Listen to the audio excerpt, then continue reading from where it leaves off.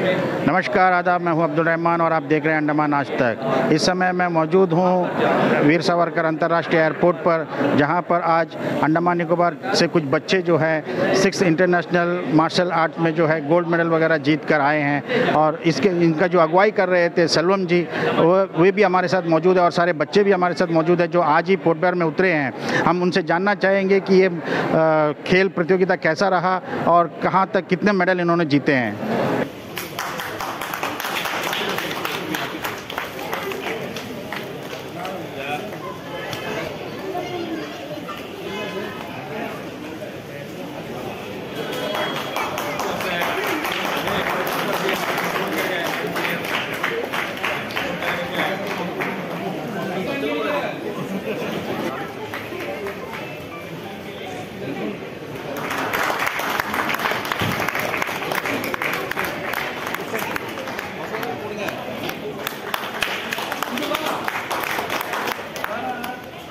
नमस्कार, आप सभी को बहुत बहुत धन्यवाद कि आप लोग आए हमारे बच्चों को हौसला अफजाई करने के लिए। क्योंकि एक हम लोगों के लिए आज एक बहुत ही बड़ा एक ऐसे बोलेंगे कि एक त्यौहार का जैसा लग रहा है। क्योंकि हम लोगों ने पहली बार हमारे अंडमान निकोबार के बच्चों ने इंडियन टीम में सेलेक्ट होने के बाद हम लोग यहाँ से 6 तारीख को 6th इंटरनेशनल मार्शल आर्ट और थाई मार्शल आर्ट गेम्स में भाग लेने के लिए हम लोग गए थे फुकेट, थाईलैंड में। तो उसके लिए हम लोगों ने खूब तैयारी की थी और बच्चों का सिलेक्शन नेशनल लेवल पे हुआ था, जिसमें जो बच्चे अपने अपने वेट कैटेगरीज में सेलेक्ट हुए थे और जो मेडलिस्ट थे उनको सेलेक्ट किया गया टीम के लिए। और हमारी इंडियन टीम में करीबन 60 अलग अलग राज्यों से बच्चों को चुन करके टोटल कुल 60 बच्चे इंडियन टीम से गए थे। और वहाँ पे हम लोग पहुँचने के बाद में हम लोगों का काफ़ी बहुत ही ज़ोर शोर के साथ, गर्मजोशी के साथ हम लोगों का जो है स्वागत किया। और उसके बाद हम लोगों का वहाँ पर ओपनिंग सेरेमनी 10 तारीख को शुरू हुआ। हम लोग चूँकि यहाँ से 6 तारीख को निकले थे, सफ़र लंबा था, तो उसमें हम लोग वहाँ पहुँचे 8 तारीख को। और 8 को पहुँचने के बाद 9 को हम लोगों का जो है मेडिकल एग्जामिनेशन, वेट वगैरह चेक करने का सिलसिला चला। और उसके बाद हम लोगों का ओपनिंग सेरेमनी रहा, जिसपे करीबन 52 देशों ने भाग लिया। 52 कंट्रीज़, अलग अलग मार्शल आर्ट के जो माहिर जो भी मास्टर्स हैं, ग्रैंड मास्टर्स हैं, वो आए थे अपने अपने टीम के साथ वहाँ पे अपना प्रदर्शन करने के लिए। और ये जो 6th इंटरनेशनल जो मार्शल आर्ट गेम्स हुआ था, वो जो है वहाँ पे सरकार के द्वारा मिनिस्ट्री ऑफ टूरिज़म और स्पोर्ट्स थाईलैंड का जो प्रोविंस और जो रॉयल फैमिली है, जो राजा हैं, उनके अनुमति के साथ में और उनके समर्थन में ये बहुत बड़ा ये बोलेंगे कि एक बहुत बड़ा मेला लगा था मार्शल आर्ट का वहाँ पर, जिसमें 52 देशों के लोगों ने भाग लिया और अलग अलग मार्शल आर्ट में भाग लिया।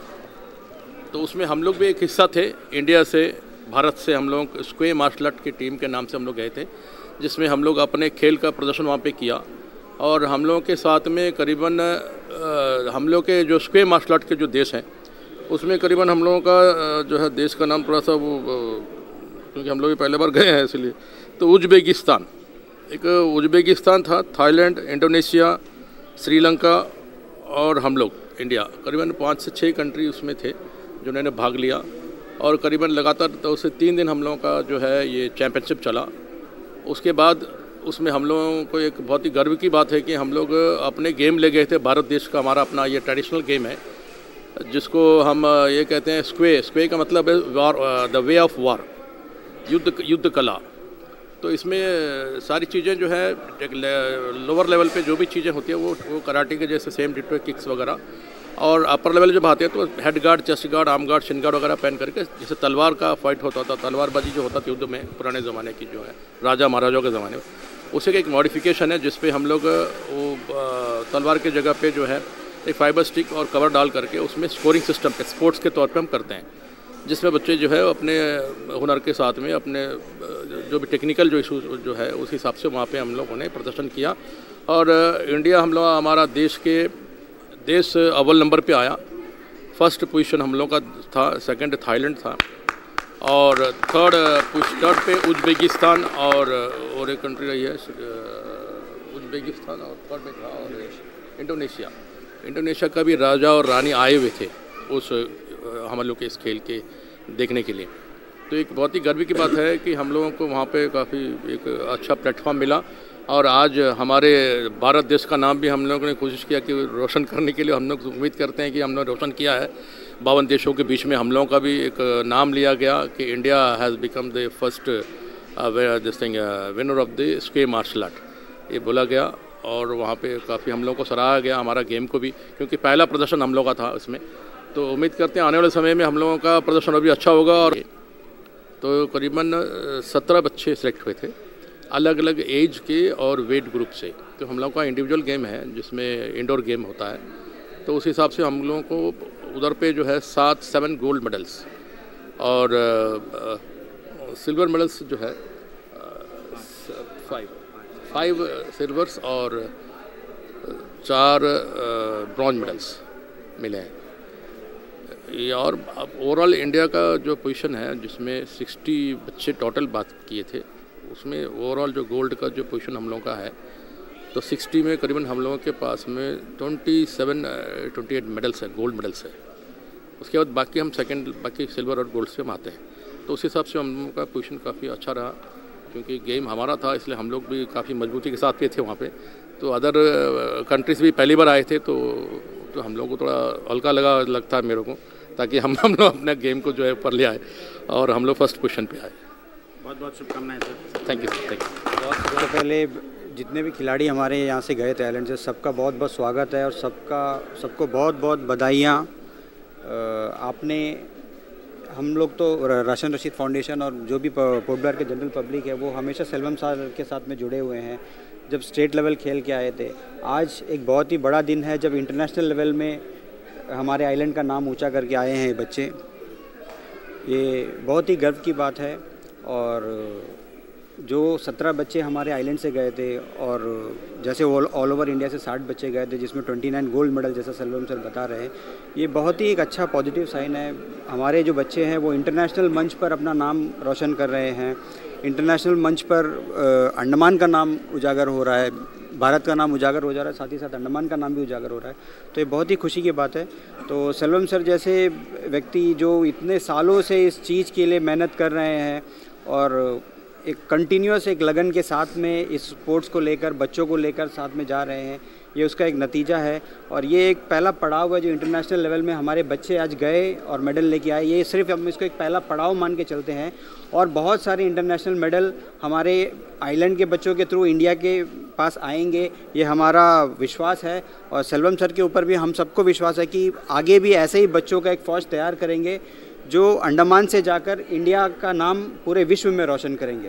Thank you. धन्यवाद सर। अब हमारे साथ मौजूद हैं कुछ बच्चे जो बाहर से खेल कर आए हैं, बहुत छोटे छोटे बच्चे हैं। जानना चाहेंगे उनको कैसा लगा इंटरनेशनल प्लेटफॉर्म में खेल कर।